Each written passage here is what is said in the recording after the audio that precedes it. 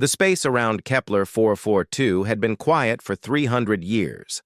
The star system held nothing special, just empty planets and floating rocks that nobody wanted. That changed when reality itself seemed to tear open like a wound. Captain Elena. Vasquez felt the familiar shudder as her ship dropped out of hyperspace. The Negotiator's End was more than just a ship. It was a floating city of death, stretching 1 full kilometer from nose to tail. Its hull was made from compressed metal so dense that each square meter weighed more than a small moon. Weapon ports dotted its surface like the eyes of some ancient monster. "Status report," Vasquez said from her command chair. The bridge around her was built like a fortress. Thick armor protected every surface. The crew worked at stations that could survive direct hits from plasma cannons. "All systems green, Captain," reported Lieutenant Chen from the weapons station. "Main cannon array is charging. Reality anchors are deployed. The ship is ready for anything." Vasquez nodded. She had commanded the Negotiator's End for 5 years, but the ship still amazed her. Humanity had spent 2 centuries building this monster. Every weapon system had been tested. Every armor plate had been forged in the hearts of dying stars. The ship existed for one purpose, to make sure that when humanity finally met other intelligent life, the meeting would go humanity's way. "Captain, we have contact," called out Communications Officer Rodriguez. "Multiple ships detected at the edge of the system. They're beautiful."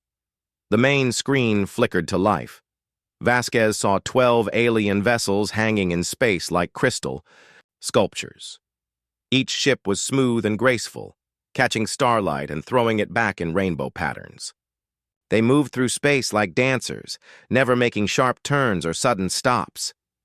"Zephyrian Confederacy ships," said Science Officer Park, checking her instruments. "The files from our spy satellites were correct. They use crystalline hulls that can bend light and energy. Very advanced, but what?" Vasquez asked. "But their weapons are designed for civilized warfare. Plasma beams that disable rather than destroy. Shields that protect rather than attack. They fight like they're trying to arrest someone, not kill them." Vasquez smiled, but it was not a warm smile. "How civilized of them. Helm, take us to within 50,000 kilometers of their fleet. Nice and slow. I want them to get a good look at us." The Negotiator's End began to move. Its massive engines pushed the ship forward with the force of controlled nuclear explosions. Space itself seemed to bend around the ship's hull as reality. Anchors kept the fabric of the universe stable around such a massive object. On the alien ships, alarms began to sound. Admiral Kethvar of the Zephyrian fleet had been expecting a small human vessel. The intelligence report suggested that humans were a young species that had only recently learned to travel between stars. They were supposed to be primitive, barely able to build ships that could cross the galaxy. The thing approaching his fleet was not primitive. "What in the name of the Crystal Throne is that?" whispered his tactical officer, Veltar. Kethvar stared at the human ship on his screen. It was huge, bigger than anything in his fleet. But size was not what made his blood run cold. The ship looked wrong. Where Zephyrian vessels were beautiful and flowing, this human monster was all angles and armor. Weapon ports covered its surface like a disease. Energy readings from the ship made no sense. Their most powerful sensors could not even measure the full extent of the ship's capabilities. "Sir, they're hailing us," reported the communications officer. "Open the channel," Kethvar said, trying to keep his voice steady. The screen filled with the image of a human female. She was sitting in what looked like a military command center. Behind her, Kethvar could see other humans working at stations covered in weapons controls. The humans' eyes were cold and calculating. "I am Captain Elena Vasquez of the human vessel Negotiator's End," the woman said. Her voice was calm, like someone ordering lunch. "You are trespassing in human space." Kethvar felt confusion mix with his fear. "I am Admiral Kethvar of the Zephyrian Confederacy. This system has been unclaimed for centuries. We have followed all galactic laws in establishing our mining operations here. Your galactic laws do not apply to humanity, Vasquez replied. This system is now under human control. You have 1 hour to begin withdrawal procedures. But this is not how first contact works, Kethvar stammered. There are protocols, diplomatic procedures. We must exchange cultural information, establish trade agreements, set up neutral meeting zones. Vasquez leaned forward in her chair. Admiral, let me explain something to you. Humanity does not negotiate from a position of weakness. We do, not beg for scraps at your galactic table. We take what we need. This is unacceptable, Kethvar said, his fear beginning to turn to anger. The Galactic Council will not stand for such aggression. There are rules that have kept peace between species for 10,000 years. Your rules, Vasquez said simply. Not ours. She gestured to someone off-screen. Immediately, the negotiators' end began to change. Weapon ports that had been hidden suddenly opened. Gun turrets the size of buildings rotated to face the Zephyrian fleet. Energy began to build around the ship's main cannon. A weapon so large it ran along the ship's entire spine. Kethavar's instruments went crazy. Power readings spiked beyond anything they could measure. His shields began to resonate with harmonics. That should not exist. The very space around the human ship seemed to darken, as if light itself was afraid to get too close. This is impossible, whispered Veltar. Those energy readings, they're using technology that violates the fundamental laws of physics. 1 hour, Admiral, Vasquez repeated. After that, we will demonstrate why humanity no longer asks for permission. The communication channel closed. The human ship hung in space like a dark star, weapons charged and ready. Around it, space itself seemed to bend and twist as the ship's reality anchors maintained stability around such concentrated destructive force. Admiral Kethvar stared at his instruments, trying to understand what he was seeing. His fleet of 12 ships had been more than enough to establish a mining operation in this empty system. They were prepared to deal with pirates or maybe a few primitive human vessels. They were not prepared for this. Send a message to command, he ordered, his voice barely above a whisper. Tell them we have encountered something that changes everything. The humans are not what we thought they were. As his communications officer sent the urgent message across the galaxy, Kethvar continued to stare at the human ship. Somewhere in the back of his mind, he realized that this moment would be remembered forever. This was the day that everything changed. This was the day that a young species looked at 10,000 years of galactic civilization and decided it was not good enough. The negotiator's end waited in space, patient as death itself. Its weapons hummed with barely contained power. Its captain sat in her chair like a queen on a throne of destruction. The hour had begun. Admiral Kethvar spent the next 30 minutes trying to understand what he was dealing with. His best scientists studied the human ship from every angle. Their readings made no sense. The ship's hull was made from materials that should not exist. Its weapons used energy patterns that violated known physics. Most disturbing of all, the ship seemed to be getting stronger the longer they watched it. Admiral, reported his science officer, the human vessel is doing something to local space-time. Our instruments detect reality distortions around their ship. It's like they're rewriting the laws of physics in a small area around themselves. Kethvar nodded grimly. He had sent 3 urgent messages to Zephyrian Command, each one more desperate than the last. The humans were not what anyone had expected. Intelligence reports had described them as a young species that had only recently discovered faster-than-light travel. They were supposed to be primitive, possibly useful as a client species or trading partners.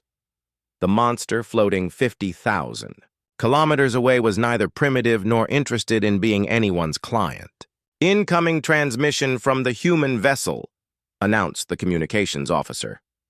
On screen, Kethvar ordered. Captain Vasquez appeared again. She looked exactly the same as before, calm, cold, and completely in control. Behind her, Kethvar could see human crew members working at their stations. They moved with military precision, like parts of a well-oiled machine. Admiral, Vasquez said. "You have 30 minutes remaining. I thought I should explain your situation more clearly." "Captain Vasquez," Kethvar began, trying to use his most diplomatic voice. "Surely we can reach some kind of agreement. The galaxy is vast. There is room for all species to coexist peacefully." Vasquez tilted her head slightly, like someone trying to understand a foreign language. "Admiral, I think you misunderstand the nature of this conversation. This is not a negotiation. This is an ultimatum."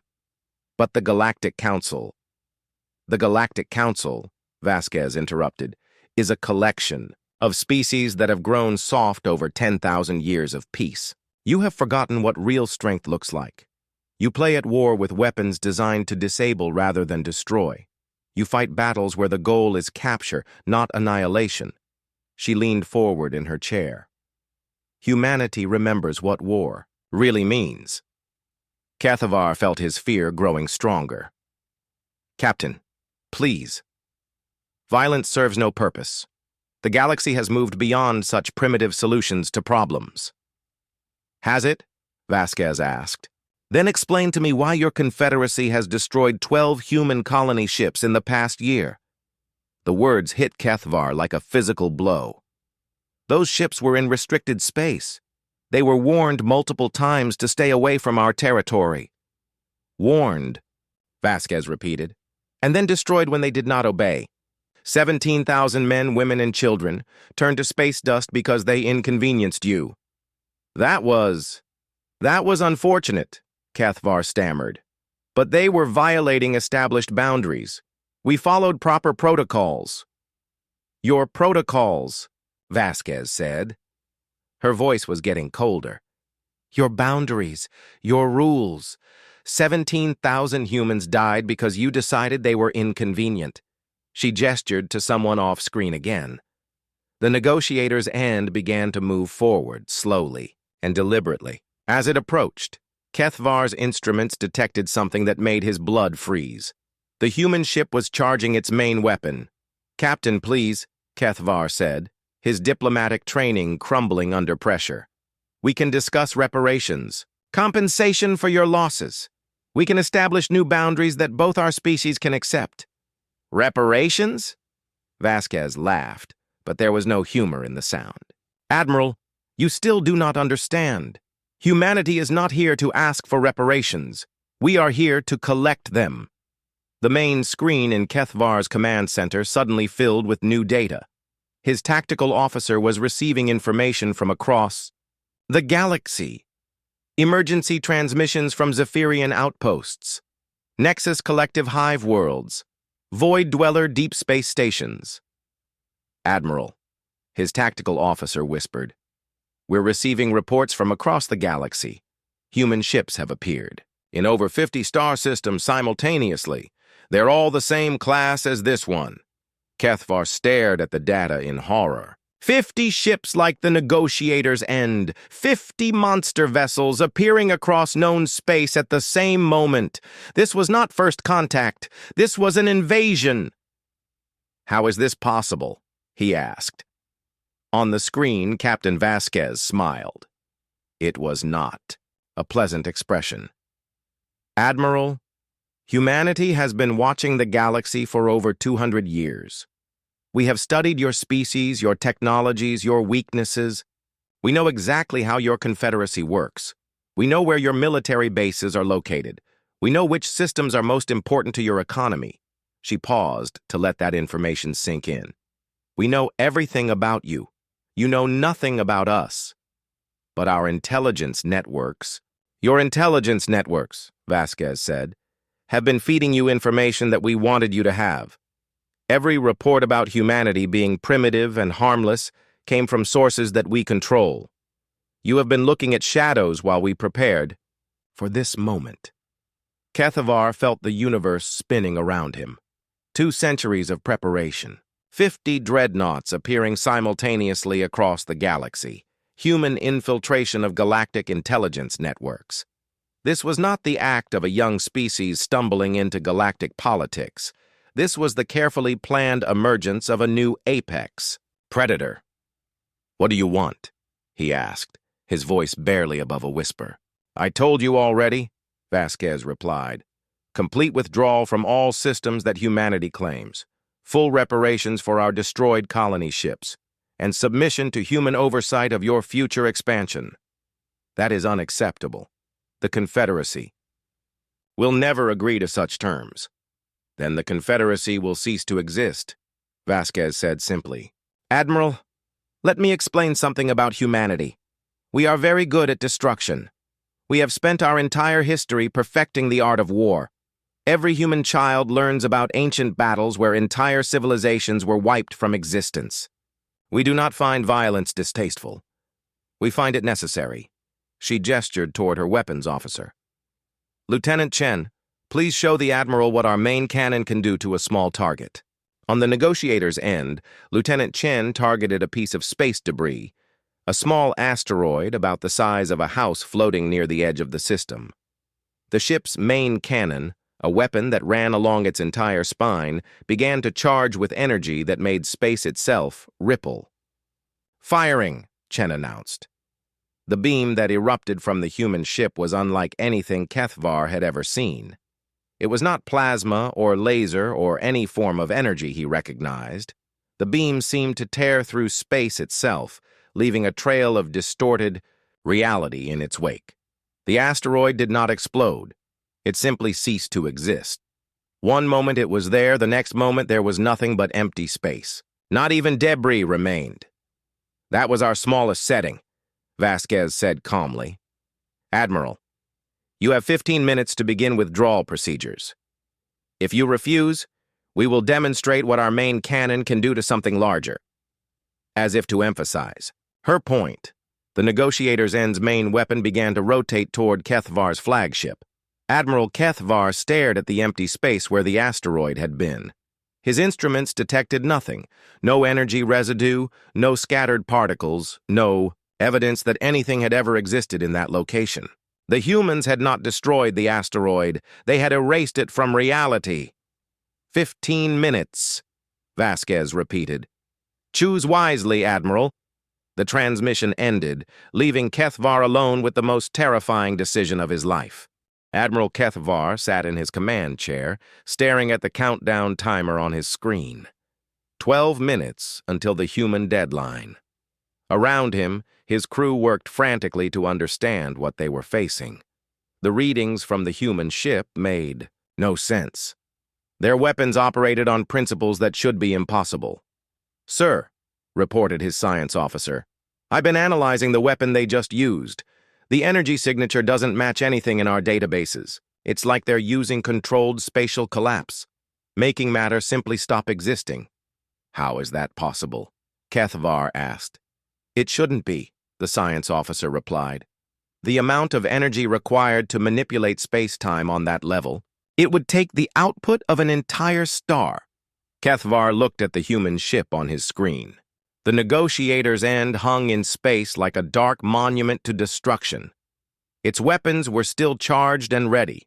Worse, his instruments detected more power building up inside the ship, far more than they had used to erase the asteroid. "Admiral," called his communications officer, "we're receiving emergency transmissions from across the Confederacy. Every major system is reporting human ships appearing without warning. They're all making the same demands." "Show me," Kethvar ordered. Days. Main screen filled with reports from Zephyrian commanders across the galaxy. At Veldara Prime, the Confederacy's capital world, a human dreadnought had appeared directly above the planetary government buildings.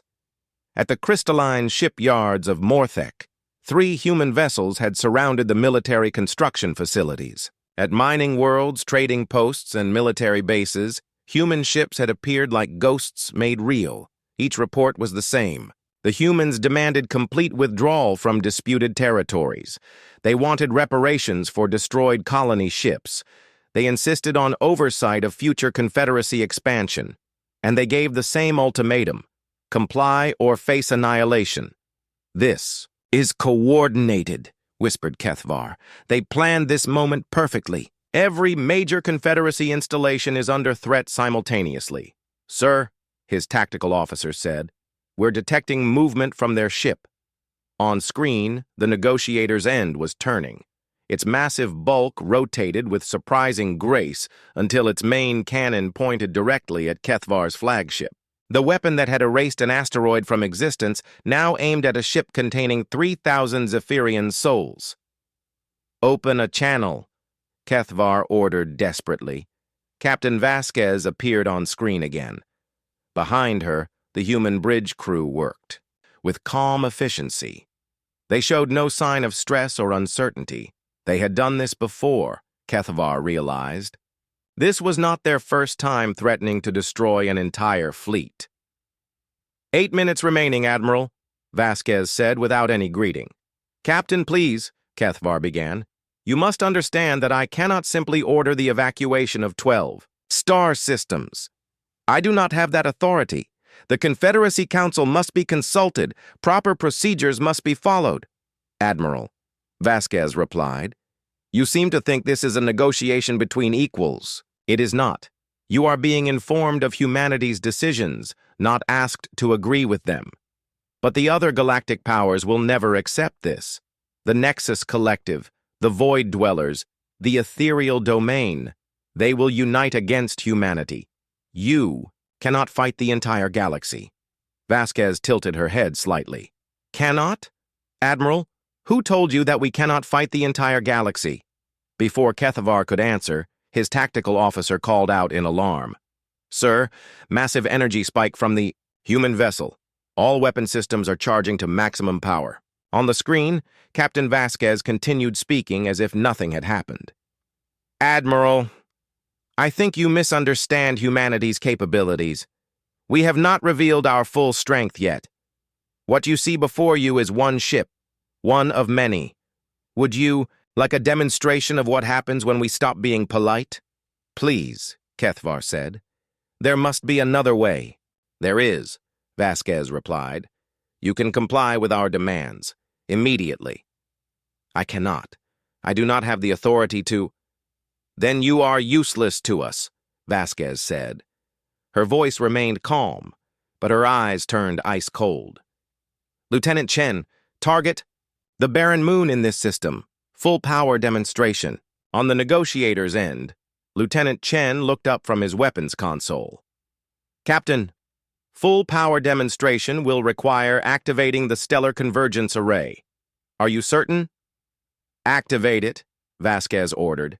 Kethvar watched in growing horror as the human ship began to change. Panels along its hull slid open, revealing weapons that his sensors could not even classify. Energy began building inside the ship. Not the focused beam they had used before, but something far more terrifying. "What are they doing?" he whispered. His science officer stared at her instruments in disbelief. "Admiral, they're channeling energy equivalent to a small star. This is impossible. No ship should be able to contain that much power without tearing itself apart." The negotiator's end turned away from Kethvar's fleet and pointed toward the system's second moon, a barren rock the size of Earth's moon that contained nothing but dust and old craters. The human ship's main weapon array locked onto the target. "Admiral," Vasquez said from the screen, "this is what happens when humanity stops asking nicely." The beam that erupted from the human ship was like watching a star being born and die in the same instant. Energy beyond measurement tore through space, leaving a trail of distorted reality in its wake. When the beam struck the moon, reality itself seemed to break. The moon did not explode. It did not shatter into pieces or melt into plasma. It simply disappeared. One moment there was a moon hanging in space. The next moment there was nothing but a perfect sphere of absolute darkness, a void that bent light around its edges and made space itself look wounded. Kethvar's instruments went completely insane. Every sensor on his ship registered readings that should not exist. The gravitational distortions from where the moon had been sent waves of impossible energy across the system. Space itself rang like a bell that had been struck by a god. "Impossible," whispered his science officer. "They didn't destroy the moon. They removed it from existence. They created a hole in reality itself. On the screen, Captain Vasquez looked completely unmoved by what her ship had just accomplished. "Admiral, that was what we call a demonstration. Shot. Our main weapon has 17 higher power settings." Kethvar stared at the sphere of nothingness where a moon had existed moments before. His mind struggled to process what he had witnessed. The humans had not just destroyed matter. They had erased it from the universe completely. No debris, no energy release, no trace that the moon had ever existed. "How?" he whispered. "Humanity has had 200 years to prepare for this moment," Vasquez explained. "We have studied your technologies, learned from your sciences, and then surpassed them completely. What you just witnessed is a fraction of our true capabilities." She leaned forward in her chair. "Admiral, your Confederacy believes in civilized warfare. You use weapons designed to disable and capture. You follow rules that limit destruction. Humanity follows only one rule: we win. This changes everything," Kethvar said, his voice hollow. "Yes," Vasquez agreed. "It does. The galaxy operated under certain assumptions about the nature of power and warfare. Those assumptions are now obsolete. The other powers will never accept this. They will band together against humanity." "Let them," Vasquez said simply. "Admiral, humanity has been preparing for that possibility as well. We know exactly how many ships each galactic power can field. We know their technologies, their tactics, their weaknesses. Most importantly, we know that they have grown soft during 10,000 years of peace." She gestured toward the void where the moon had been. "They have never faced an enemy that fights to win at any cost. They have never encountered weapons that can erase matter from existence. They have never dealt with a species that considers total annihilation an acceptable option." "You're talking about genocide," Kethvar said in horror. "No," Vasquez replied. "We're talking about evolution. The galaxy is about to learn that there is a new apex species. Those who adapt will survive. Those who resist will not."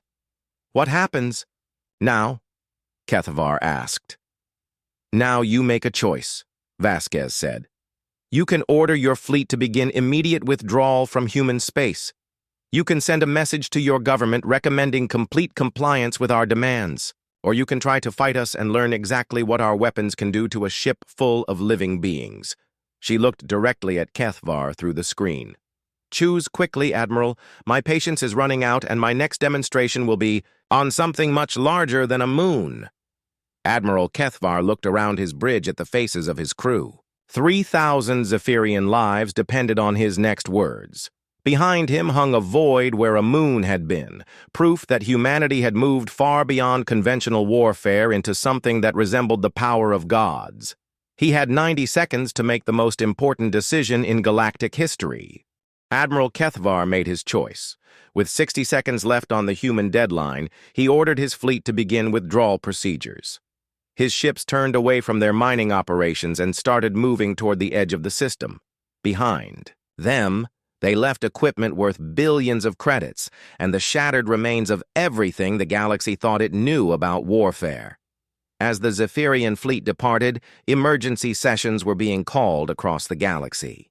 The news spread faster than light itself through quantum communication networks. Humanity had arrived, and they had brought weapons that could erase moons from existence. On the crystalline homeworld of Veldara Prime, the Zephyrian Council met in emergency session. The great crystal dome that housed their government had witnessed 10,000 years of peaceful deliberation.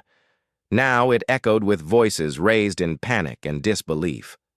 High Counselor Zethara stood before the assembly, her crystalline features reflecting the lights of 100 worried faces. "Fellow counselors, we face a crisis unlike any in our recorded history. The humans have demonstrated capabilities that should not exist." "The reports must be exaggerated," insisted Counselor Morven from the military faction. "No single ship can possess such destructive power. It violates every known law of physics." The sensor records do not lie, Zethara replied. Admiral Kethvar's entire fleet recorded the destruction of the Kepler 442 moon. The humans erased it completely from existence, not destroyed, removed from reality itself. In the Nexus Collective's vast hive mind networks, billions of connected consciousnesses buzzed with alarm. The collective had always believed that their shared intelligence made them superior to individual-minded species. Now they faced something that challenged that assumption. Queen Mind. Zix Andra spoke for all the connected millions when she broadcast her thoughts across the network. The humans operate outside our understanding. Their ship movements show individual decision-making, yet their coordination suggests shared purpose. They are neither hive-minded nor truly individual. They represent something new, the ancient void dwellers who had existed in the empty spaces between stars for eons before other species discovered space travel, called their first emergency gathering in 3,000 years. Their representatives met in the cold darkness between galaxies, their energy forms flickering with concern. Elder consciousness. Neth Void pulsed with dark energy as it communicated with its peers. The young species has exceeded all predictions. Their technology operates on principles we do not recognize. They manipulate space-time itself as if it were clay. How is this possible? Asked Elder Velthera. Our observations showed them to be barely capable of interstellar travel a few centuries ago. We were deceived, Nethvoid replied. They allowed us to see only what they wanted us to see. While we watched shadows, they prepared for war. On Earth, in the deep command bunkers beneath the Himalayas, Fleet Admiral Sarah Chen received reports from across the galaxy. The massive screens around her showed the positions of 50 human dreadnoughts, each one positioned at a strategically important location. Each ship carried the same message: comply or be destroyed. Status report, Admiral Chen ordered, all. Negotiator-class dreadnoughts are in position and fully operational, reported her aide, Colonel Marcus Webb. Alien responses are varied, but most are beginning compliance procedures. The Zephyrian Confederacy has started withdrawing from disputed territories. The Nexus Collective is recalling their expansion fleets. Only the Void Dwellers and the Ethereal Domain have not yet responded. Admiral Chen nodded. She had planned this moment for 20 years, ever since humanity's first long-range scouts had discovered that the galaxy was not empty. The other species had seemed so advanced, so powerful, so confident in their superiority. They had never imagined that a young species might be watching them, learning from them, preparing to surpass them. What about the Galactic Council? She asked. They're calling an emergency session, Webb replied. Every major power wants to discuss the human situation. They're talking about forming a united response. Let them talk, Chen said. By the time they finish debating, we'll control half the galaxy. The Galactic Council had not met in full session for over a century. The last time had been to discuss trade regulations for a new hyperdrive technology. Now representatives from dozens of species gathered on the neutral station Harmony's Rest to address what they were already calling the greatest crisis in galactic history. Ambassador Krilthara of the Zephyrian Confederacy stood before the assembly, his crystalline form flickering with stress patterns. Honored delegates, we face an enemy unlike any we have encountered. The humans possess technology that operates beyond our understanding of physics. They can erase matter from existence. They can make moons simply disappear. Impossible, declared. Ambassador Vexmal of the Nexus Collective, speaking for her billions of connected minds. No species develops such capabilities so quickly. Our intelligence networks would have detected such advancement. Your intelligence networks, came a new voice from the back of the chamber, have been compromised for decades. Every head turned to see a human figure walking down the center aisle. She was tall and confident, wearing a simple black uniform with no decorations except for a small pin showing Earth's solar system. Her presence in the chamber should have been impossible. Humans were not members of the Galactic Council. "I am Ambassador Rebecca Torres of the Human Federation," the woman announced. "I am here to present humanity's terms for galactic restructuring." "How did you get in here?" demanded Station Commander Yilthara. "This station has the most advanced security in the galaxy." Torres smiled. "Commander, humanity has been present in this galaxy far longer than you realize. We have been watching, learning, and preparing. Your security systems were designed by species we have been studying for 2 centuries. She reached the center of the chamber and activated a holographic display. The image showed the current positions of human dreadnoughts across the galaxy. 50 massive ships positioned at critical locations throughout known space. "As you can see," Torres continued, "humanity is not asking to join your galactic community. We are informing you that the galactic community is now under new management." "This is an act of war," declared Ambassador Thekval of the Void Dwellers, his energy form flickering with anger. "No," Torres replied calmly. "This is evolution. For 10,000 years, your species have grown comfortable with peace. You have forgotten what real conflict looks like. You fight wars with rules and limitations. You use weapons designed to disable rather than destroy." She gestured to the holographic display, which now showed images of the destroyed moon from Kepler 442. "Humanity remembers what war really means. We fight to win, not to follow your civilized rules." Ambassador Zilandra of the ethereal domain spoke next, her voice carrying the wisdom of ages. "Young human, what you propose will destroy the balance that has kept peace for millennia. Your weapons are too powerful, your methods too extreme." "Our methods are effective," Torres corrected. "Ambassador, your balance was maintained through the threat of mutual destruction. Every species knew that war would be too costly, so they avoided it. Humanity offers a simpler solution. We remove the possibility of war by removing the ability to resist our decisions." "You speak of tyranny," accused Ambassador Morthak of the Trade Federation. "We speak of order," Torres replied. "Ambassadors, consider your current situation. 50 human ships have appeared across the galaxy simultaneously. We have demonstrated capabilities that exceed your understanding. We have shown that we can erase matter from existence itself." She paused to let her words sink in. "You have 2 choices. Accept humanity's leadership and benefit from our protection and technology, or resist and discover what our weapons can do to populated worlds." The chamber erupted in voices, some angry, some frightened, all confused. These were species that had ruled the galaxy for millennia. They had never imagined that a young species could simply announce that their time was over. "What are your specific demands?" asked Ambassador Krilthara, his voice carefully controlled. Torres activated another holographic display. "First, all territorial disputes involving human interests will be resolved in humanity's favor.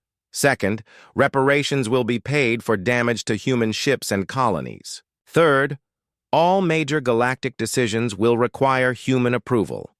"Unacceptable," declared Vexmol for the Nexus Collective. "Fourth," Torres continued as if she had not been interrupted, "any species that refuses these terms will be considered hostile and dealt with accordingly." "And if we unite against you?" asked Thekval. "If every species in the galaxy combines their fleets to resist your demands?" Torres smiled, and for the first time since entering the chamber, she looked genuinely pleased. "Ambassador, that would save us considerable time. We have been hoping you would try exactly that." She activated a final holographic display that showed the true scope of humanity's preparations. Hidden throughout the galaxy, in systems thought to be empty or unimportant, were hundreds more human ships. The 50 dreadnoughts that had appeared publicly were just the beginning. "You see, ambassadors, we have been preparing for this moment. For 2 centuries, we know exactly how many ships each of your species can field. We know your tactics, your technologies, your weaknesses. Most importantly, we know that the Galactic Council's emergency session lasted 18 hours and accomplished nothing. Ambassador after ambassador stood to denounce humanity's demands, but none could offer a realistic solution. The humans had demonstrated capabilities that made traditional warfare obsolete. Their weapons could erase matter from existence. Their intelligence networks had been watching galactic civilization for centuries. Their ships appeared and disappeared, like ghosts. While the Council debated, the galaxy was changing around them. At the Nexus Collective's primary hive world of Zixandra Prime, 3 human dreadnoughts took positions in high orbit above the planet's surface. The queen mind that controlled billions of connected consciousnesses found herself facing something her vast intelligence could not predict or understand. "These humans are anomalies," she broadcast to her countless subminds. "They operate as individuals yet coordinate like a hive. They make decisions independently, yet follow unified strategy.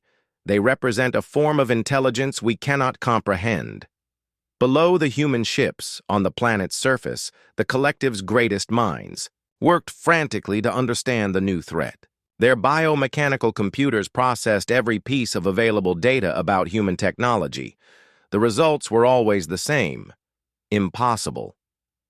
The energy requirements for their weapons should tear their ships apart, reported Submind Scientific, Division 7841. The materials needed for their armor do not exist in known space. The coordination between their vessels suggests faster-than-light communication beyond our capabilities. They have exceeded our technological development by centuries, Queen Mind Zixandra concluded. While we believed ourselves to be the galaxy's most advanced intelligence, they were becoming something beyond our understanding. At the ancient Void Dweller convergence point in the Magellan Drift, the oldest intelligences in the galaxy faced their first existential crisis in eons: the Void. Dwellers had existed as pure energy beings for millions of years, watching younger species rise and fall. They had always believed that time and experience made them superior to physical beings. Elder consciousness. Neth Void pulsed with dark energy as it communicated with the other ancients. The humans represent something new. They have bridged the gap between physical and energy manipulation. Their weapons affect reality itself. How did we miss their development? Asked Elder Velthara, her energy form flickering with confusion. Our watchers monitored their home system for centuries. We saw what they wanted us to see, Neth Void replied. While we observed primitive chemical rockets and basic nuclear technology, they were developing capabilities that rival our own. Mastery over energy and matter. The realization was devastating. The Void Dwellers had watched humanity for 300 years, dismissing them as another young species that would eventually discover interstellar travel and join the galactic community as a minor power. Instead, humanity had been conducting the greatest deception in galactic history.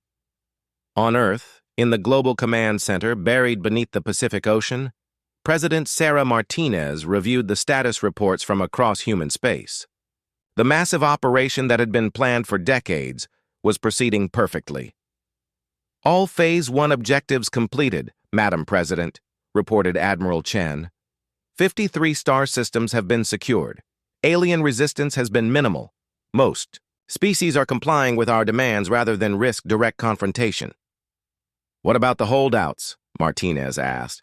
"The ethereal domain is maintaining neutrality, but has not actively resisted.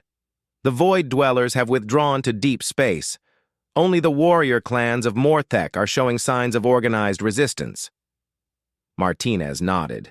She had expected some species to choose destruction over submission. Humanity was prepared for that possibility. "Initiate Phase 2, she ordered. Across the galaxy, human ships began moving toward their final positions. The demonstration phase was over.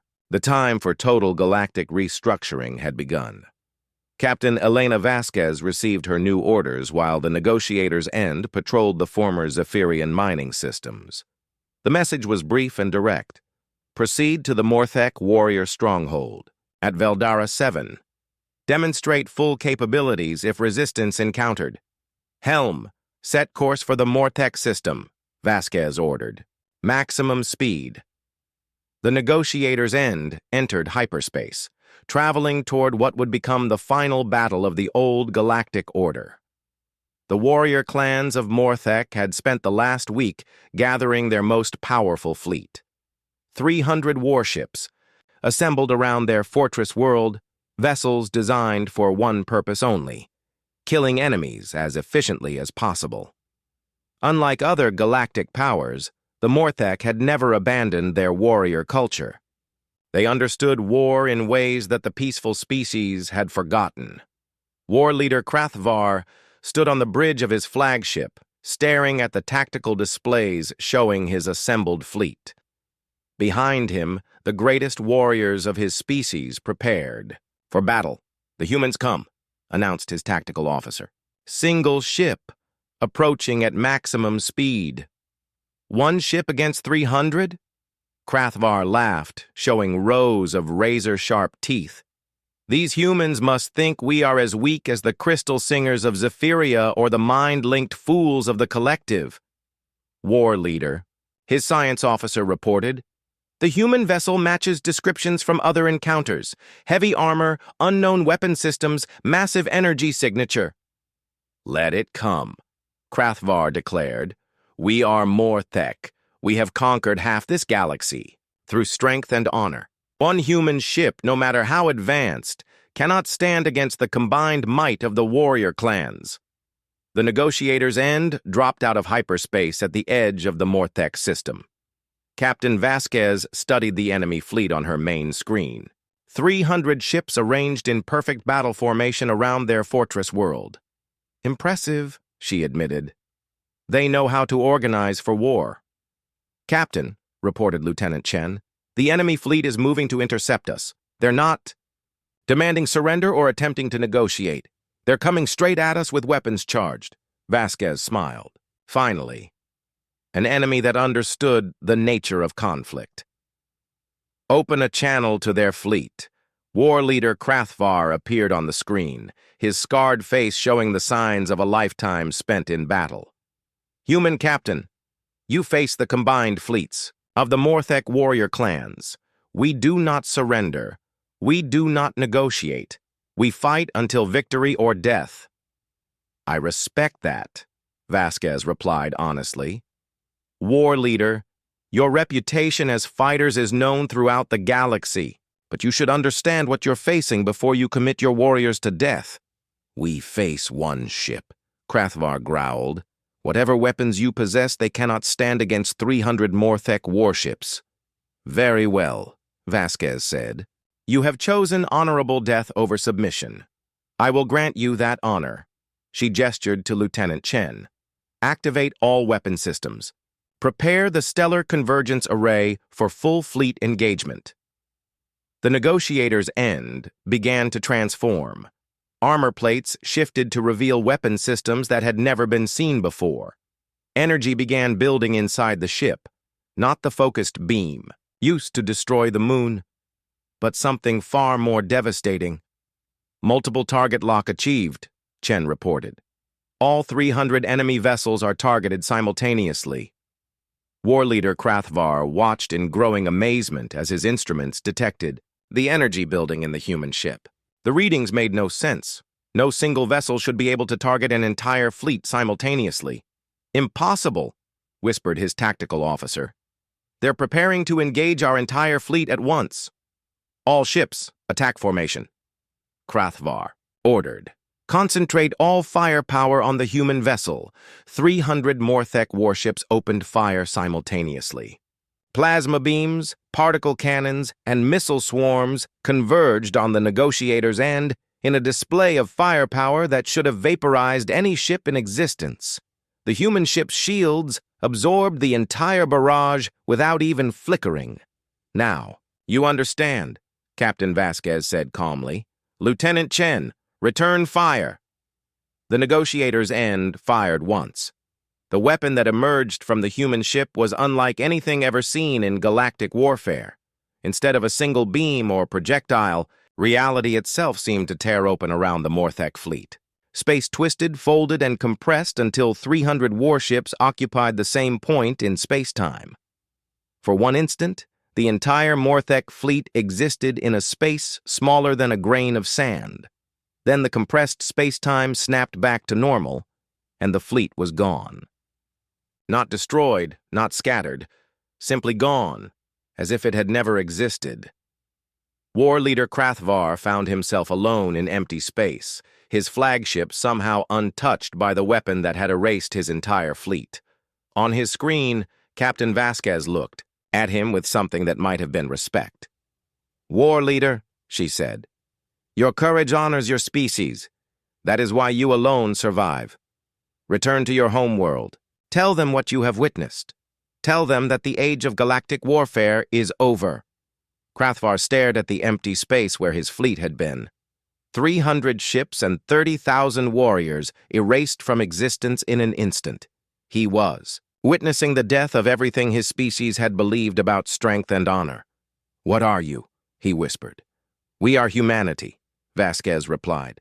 "We are the new masters of this galaxy." The communication ended, leaving war leader Krath